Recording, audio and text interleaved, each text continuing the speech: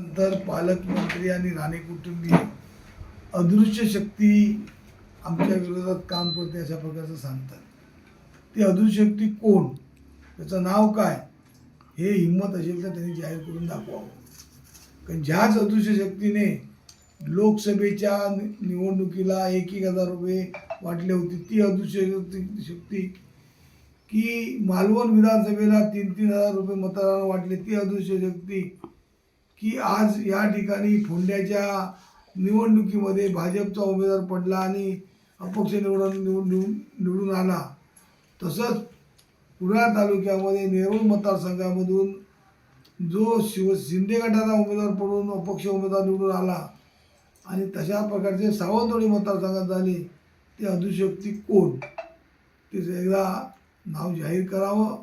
जनतेच्या मनात संभ्रम असता कामा नये आणि पालकमंत्र्यांनी जनतेच्या मनात संभ्रम ठेवू नये.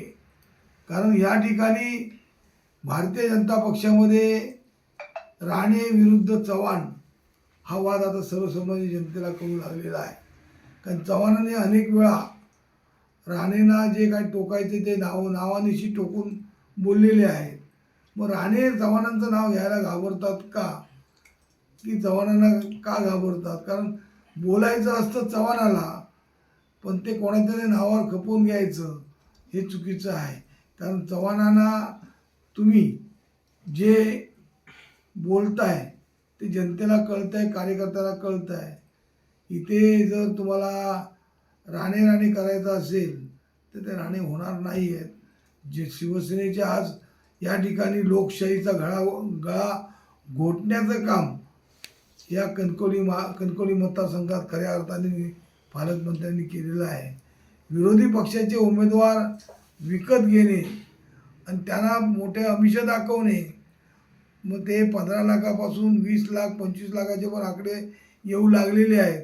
त्या किमतीला विकत घेणे आणि विकत घेऊन निवडणूक न होणे म्हणजेच लोकशाहीचा गळा घोटणे अशा प्रकारचं काम या जिल्ह्याचे पालकमंत्री या मतदारसंघात करतायत. हाही जास्त काळ टिकणार नाही. हा मतदारसंघ खऱ्या अर्थाने विरोधी पक्षाचा आतापर्यंत राहिलेला होता तसाच आता पुढे राहील. कारण या मतदारसंघातून दंडवते निवडून गेले आहेत, नागपै निवडून गेले आहेत आणि या मतदारसंघाने पण दाखवून दिलं आहे की त्यांच्या वडिलांना एवढे वर्ष सर्व सत्तेची पदं भोगल्यानंतरही शिवसैनिकांनी साध्या आपल्या जीवाचं रान करून स्वतःच्या वडिलांना जे असलेले त्यावेळेचे तत्कालीन नेते नारायण राणे यांना पाडण्याचं काम एका वैभव नायकासारख्या सर्वसामान्य शिवसैनिकांनी करून दाखवलं.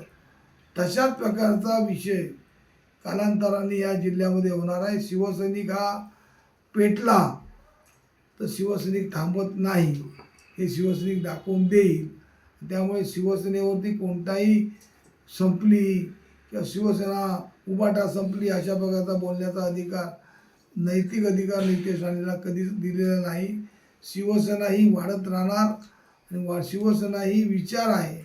हा विचार लोकांपर्यंत जाऊन लोकांपर्यंत पोचून लोकच आता हा विचार करतायत की अशा प्रकारची निवडणुकीबाबत जनतेवरती जो परिणाम झालेला आहे तो जनता यावेळी पुढच्या निवडणुकीत आपला वचपा काढून दाखवेल. त्यामुळे शिवसैनिक घट्ट आणि शिवसेनेची मतं आहे तिथे राहिलेली आहे.